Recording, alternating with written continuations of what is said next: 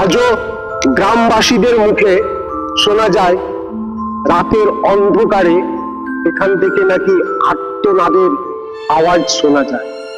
তাই বন্ধুরা, আমরা এসেছি সেই সমস্ত আর্তনাদ শুনতে, যে সত্যি কি আজও আর্তনাদ এই জায়গা থেকে শোনা যায়।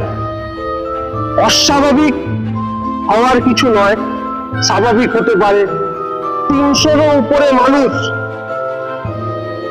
ওই দিন এখানে মারা গিয়েছিল। কিছু তো নেগেটিভ এনার্জি থাকতেই পারে, কিন্তু আমরা যতক্ষণ এসে পৌঁছেছি কিছু তো পাইনি সেরকম। তবে এখানের মধ্যে এই ধারে এরকম ভগ্নপ্রায় এত বড় বড় লোহার কামরাগুলো পড়ে আছে, অপরদিকে জঙ্গল।